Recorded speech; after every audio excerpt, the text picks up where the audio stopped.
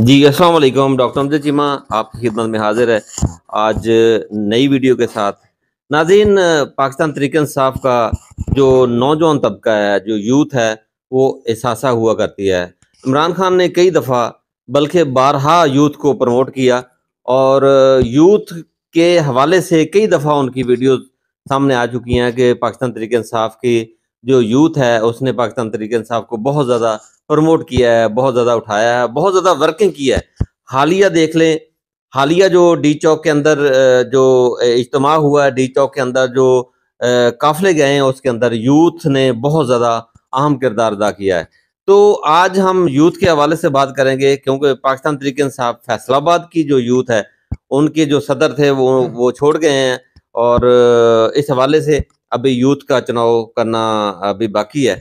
तो मेरे पास इस वक़्त यूथ के बड़े अहम लीडर, यूथ के बड़े अहम रहनुमा नवीद जदून बैठे हैं, इनसे बात करते हैं इस हवाले से। ये भी इस सीट के यानी सदर के सिटी सदर के ख्वाहिशमंद हैं और ये इन्होंने मेहनत भी बहुत की है।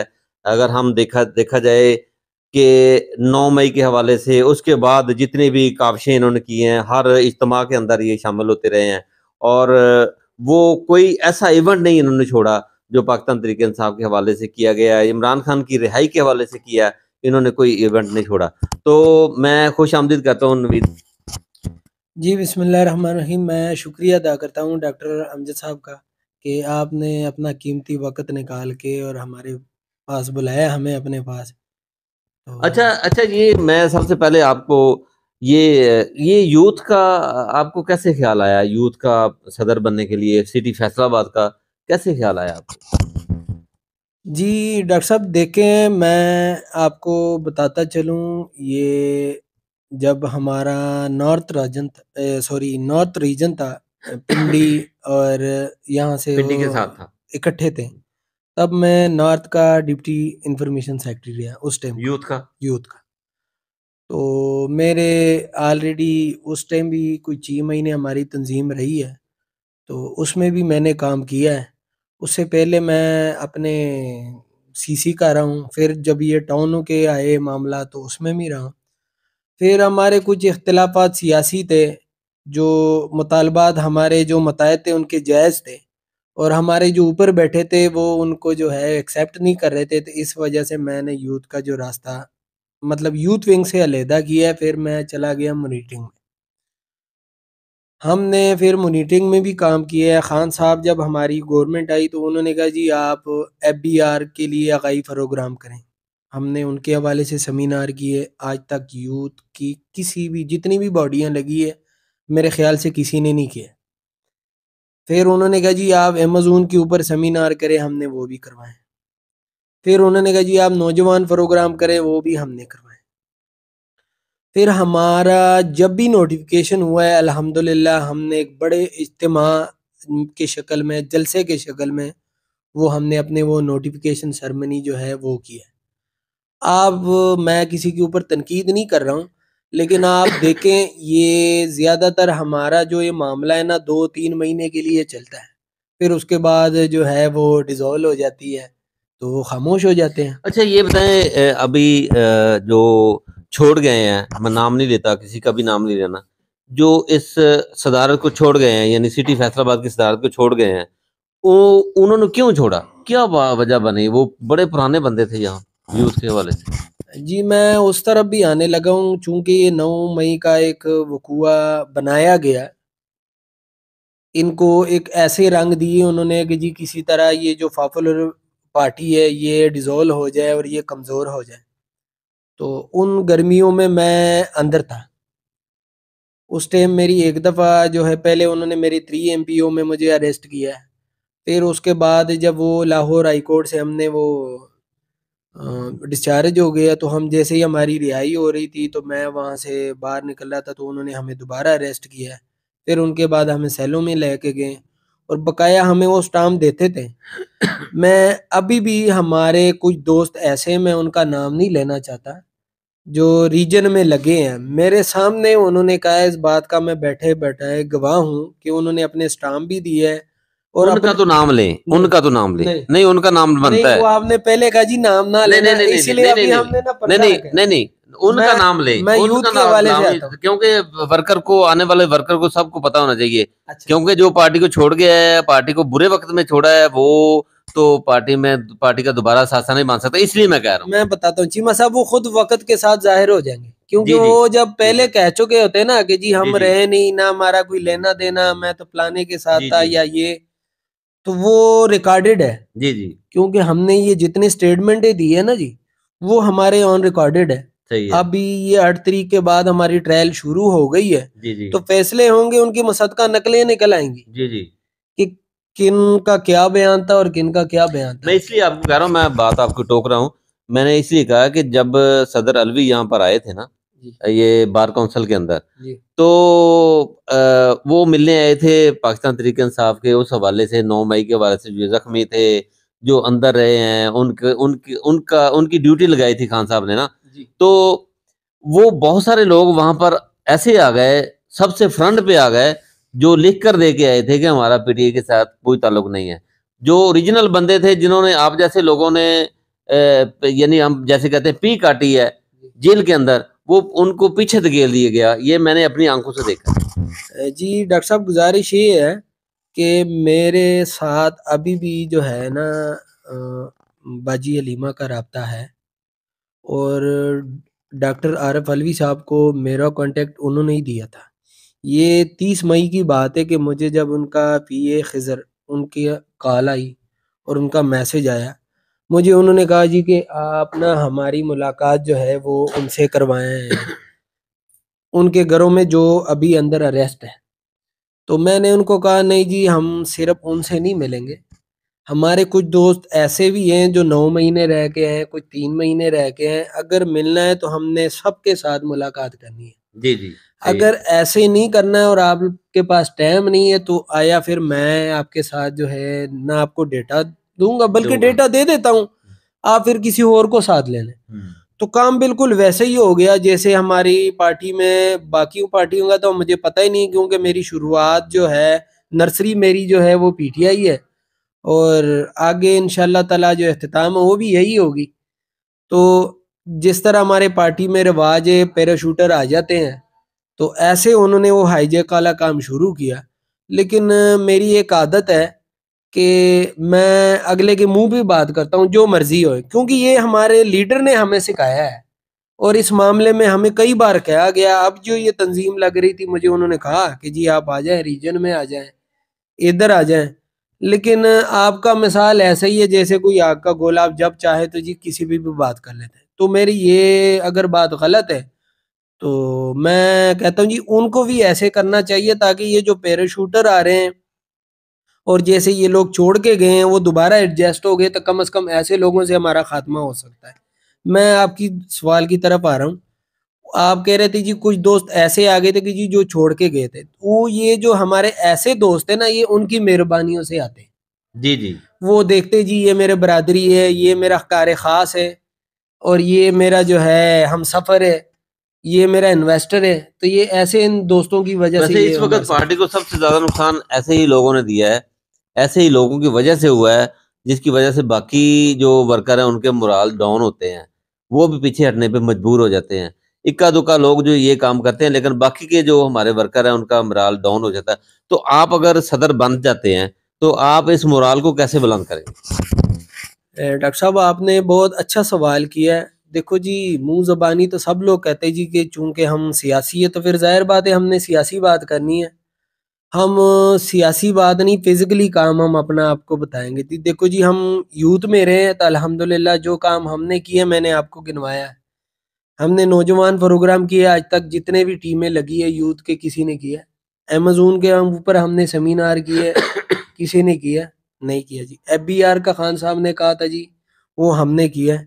हमने यहाँ मरकजी लीडरशिप को बुलाया, उमर अयूब साहब को बुलाया था, असद उमर साहब उस टाइम हमारे जनरल सेक्रेटरी थे, उनको भी बुलाया, अली मोहम्मद खान साहब उनको भी अच्छा, ये बुलाया। तब बात और थी, मैं अब की बात कर रहा हूँ, मैं तब आने बात और लगा थी, हूँ। अब बात जरा फिर और तरह मैं की है। हम नहीं सर, हम तो गवर्नमेंट में भी अपोजिशन में रहे, हमारी इस वजह से हम गवर्नमेंट में भी अपोजिशन में रहे। फिर हम चूंकि मैं ऑलरेडी हम लेबर के हैं, तो लेबर के हवाले से आप देखो, हमने ये बिल्कुल सीसी लेवल तक उनकी तंजीम साजी की है लेबर की।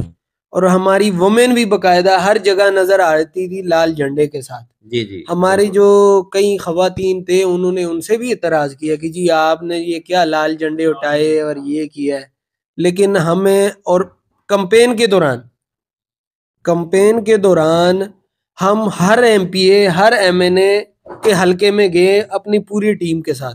और अब मौजूदा जो ये सूरत हाल थी 9 मई के बाद की बता रहा हूँ कि जी अब क्या करेंगे। सबसे पहले फैसलाबाद से रैली निकालने वाला मैं हूँ।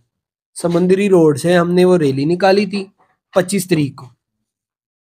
वहां से हम शुरू हुए थे और 15 किलोमीटर हम पैदल आए थे। उसके बाद जो है फैसलाबाद का खौफ का जवाब दौर मेरा शुरू हुआ। आप नहीं दे रहे।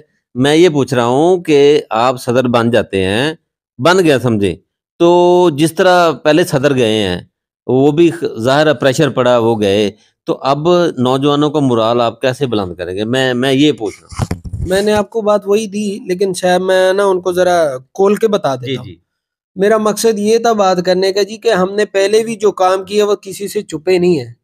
दूसरी बात आपने प्रेशर वाली की है। अगर प्रेशर से हम डरने वाले होते तो मैं अंदर रह के हूं, मैं अंदर उसी टाइम स्टाम्प दे देता।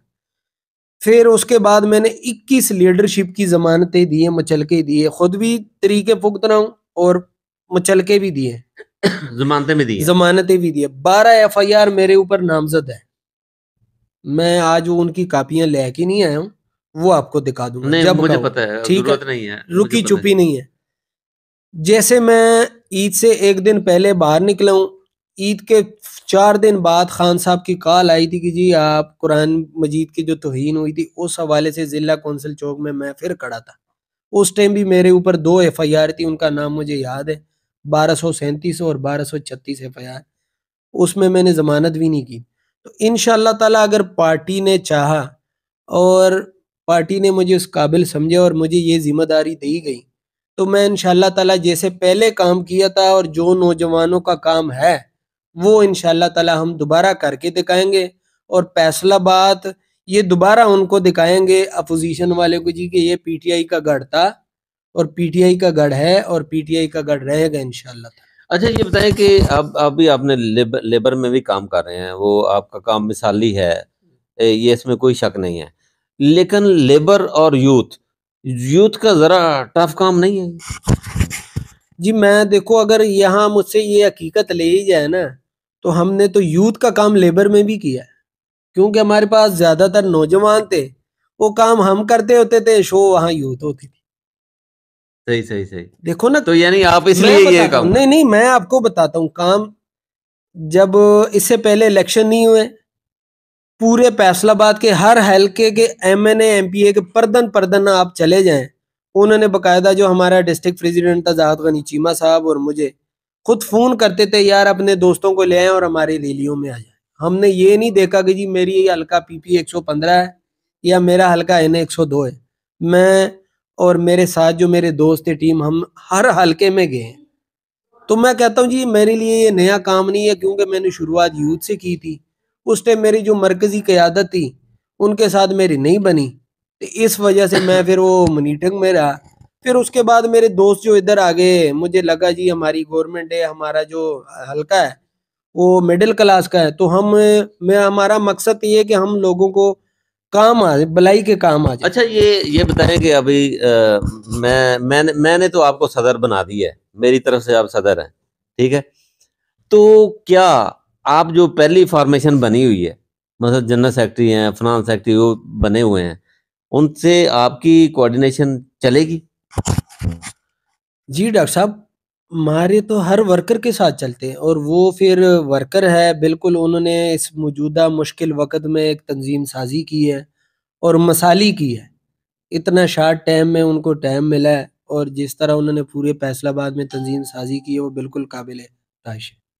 अच्छा मतलब यूब हैं जनरल सेक्रेटरी यूथ के, फैसलाबाद सिटी के, तो आप उनके साथ पहले भी काम कर चुके हैं, इस वक्त भी आप काम करेंगे, तो वो भी आपकी तरह यंग है और वर्किंग उनकी भी बहुत ज़्यादा मिसाली है, उन पे भी पर्चे हैं, लेकिन वो डटे हुए हैं। आप क्या कहेंगे उनकी उनकी वर्किंग के बारे में क्या कहेंगे? जी देख यानी मेरा मतलब कि आप उनके साथ चलेंगे, डट के चलेंगे। जी डॉक्टर साहब, इसमें तो शक शुबे वाली बात नहीं है। और मैं तो अल्हम्दुलिल्लाह, हमारी तो ये मिसाल है कि हम जिनके साथ भी चलते हैं तो सिर्फ पार्टी के जो हमारी वो प्लेटफॉर्म होती है उस हद तक नहीं, हमारा जो कंधा होता है उनके साथ जाती होता है। अगर उनका कोई जाती काम होता है, मैं उनके लिए भी काम आता हूँ। अभी भी मैं, हमारे साथ जितने लड़कों ने काम किया है, मुझे पता चल जाता है तो मैं उनकी दुखी खुशी में भी जाता हूँ। वैसे कई काम ऐसे होते थे कि जी उनके अपने हलके में अगर उनके एमएनए एमपीए साहिबान से ना होते, या वो कोई इग्नोर करते या मसरूफियात की वजह से रह जाते, तो हमने बिल्कुल उनकी आवाज़ भी उठाई और गई इंशाल्लाह बिल्कुल उनके साथ शाना बशाना काम अच्छा, करें। अभी जो इस फस्तायत के दौर के अंदर जो वर्कर्स के साथ जुल्म हुए हैं, हमारे रहनुमाओं के साथ जुल्म हुए हैं, एमपी एमएनए के साथ जुल्म हुए हैं, उनकी उनकी तौहीन की गई है, उनको तशद्दुद का निशान बनाया गया है, निशाना बनाया गया है। आप इस वक़्त हमारे यूथ को क्या पैगाम देंगे? इस वक़्त इस हालत के अंदर इमरान खान की रिहाई के लिए क्या पैगाम देंगे? जी मैं समझता हूँ, एक मुख्तसर जवाब देता हूँ, रात जितनी मर्जी लंबी हो जाए सुबह हो ही जाती। जी, बिल्कुल। तो मेरा कहने का मकसद ये है कि जो इन्होंने करना था वो इन्होंने कर लिया है, और हमारी नीयतें साफ़ हैं, हमारे जो हौसले वो बुलंद हैं, और इंशाअल्लाह ताला आम खान साहब के हमसे जो तवक्कुआत हैं हम उसके भरपूर उतरेंगे। जी, जी नाज़रीन, आपने नवीद जद्दून का इंटरव्यू सुना और बहुत सारी चीज़ों का मुझे भी इल्म नहीं था, इनकी जो इन्होंने स्ट्रगल्स की हैं पाकिस्तान तहरीक इंसाफ के लिए, नौजवानों के लिए, और फिर अब ये लेबर में काम कर रहे हैं, सिटी सदर हैं ये लेबर के फैसलाबाद के। तो इन्होंने बहुत सारे जो पाकिस्तान तहरीक इंसाफ के वर्कर थे इस वक़्त जेलों में हैं, उनके लिए इन्होंने एक प्लेटफ़ॉर्म मुहैया किया, और वो प्लेटफ़ॉर्म है इन्होंने मचलके दिए हैं, उनकी ज़मानतें दी हैं, और ये सबसे मुश्किल काम होता है नाज़रीन। ये काम मैंने खुद देखा है इस्लामाबाद के अंदर, पिंडी के अंदर, जितना ये मुचलकों का काम मुश्किल है, इससे मुश्किल काम है ही कोई नहीं है, क्योंकि जो पकड़ते हैं वो सिर्फ़ इसलिए ज़्यादा से ज़्यादा वर्कर जो है पकड़ते हैं, ताकि इनको इनके मुचलके देने वाला कोई नहीं होगा, इनकी ज़मानतें देने वाला कोई नहीं होगा, और ये जेलों के अंदर रहेंगे और ये खुद ब खुद छोड़ जाएँगे। आप देखें, ये नौजवान जो है ये इतनी 9 महीने, ये 9 मई के वाक़ये के अंदर रहे हैं, जेल के अंदर रहे हैं, अभी ये ज़मानत पे हैं। इसके बावजूद ये स्टैंड हैं, खड़े हुए हैं, पार्टी के साथ खड़े हुए हैं। हमें बिल्कुल ऐसे ही वर्कर्स की ज़रूरत है। पाकिस्तान तहरीक इंसाफ के ऐसे ही वर्कर जो है, जिस पे इमरान खान जो है वो नाज़ा हैं, और इनका ये अज़्म है कि ये हर सूरत में पाकिस्तान तहरीक इंसाफ के जो बानी हैं, पाकिस्तान तहरीक इंसाफ के जो चेयरमैन हैं, इमरान खान, उनको रिहाई दिलवाएँगे। अच्छा नवीद भाई, ये एक सवाल आखिर पे मैं आपसे ये पूछना चाहूँगा। ये जो ये जो इस वक़्त सूरत-ए-हाल बनी हुई है कि ट्रंप जीत गया है, क्या हमारी जो पार्टी है, ये अमेरिका की मोहताज है? जी डॉक्टर साहब देखो, मैं अपना ज़ाती राय दे सकता हूँ। हमारी नहीं, जो वैसे पार्टी का भी आ गया, आप ज़ाती भी दे सर सकते हैं। मैं वही कहने लगा हूँ, मेरा ज़ाती राय यही है कि हमारी पार्टी उनके मुताबिक नहीं है, और हमारी जो लीडरशिप है उन्होंने ऑलरेडी ये बात वाज़िह कर चुके हैं कि जी हमें किसी की इमदाद की ज़रूरत नहीं है। और हमारा लीडर खुद कह रहा है कि जी हमारे जो वर्कर हैं उनको छोड़ो, मैं खड़ा हूँ, मैं अपनी अदालतों का सामना कर रहा हूँ, और जब मैं अपने आप को साफ सुथरा साबित कर लूँ, सादिक और अमीन, तो मैं बाहर आ जाऊँगा। तो ये बात तो वाज़ेह है कि जी हमने ना कभी किसी से इमदाद मांगी है और ना इंशाअल्लाह ताला आगे मांगेंगे। ये यही अपोजिशन थी कि जब हमने, हमारी लीडर ने कहा जी कि जी एब्सोल्युटली नॉट, तो ये सब कहने लगे जी हमें खाना कहाँ से मिलेगा, हमारी रोटी ऑक्सीजन बंद हो कहाँ से जाएगी बंद हो जी, ये जाएगा? हो जाएंगे, वो हो जाएंगे। अब वही बंदे गवर्नमेंट में बैठे हैं और हम कहते हैं जी हमें ज़रूरत नहीं। जी, हम कहते हैं कि अब आप लोग एब्सोल्युटली नॉट कहें, लेकिन वो उनके अंदर हम हिम्मत नहीं है। वो उनका सोशल मीडिया इस बार के बात उठा रहा है। मैंने इसलिए सवाल किया था कि ये सवाल उठाया जा रहा है कि अब ट्रंप इंतज़ामिया जो है इमरान खान को रिहाई दिलवाएगी, जबकि इमरान खान ने, हमारे मुर्शद ने, ये बात वाज़ेह कर दी है कि ना हमें ट्रंप की ज़रूरत है, ना हमें अमेरिका की ज़रूरत है। बल्कि ट्रंप को मुबारकबाद देने के बाद इमरान खान ने ये वाज़ेह तौर पर कहा था कि आप हमारे मामलात में इंटरफेयर ना करें। नाज़रीन, इसके साथ इजाज़त दें। अल्लाह हाफ़िज़।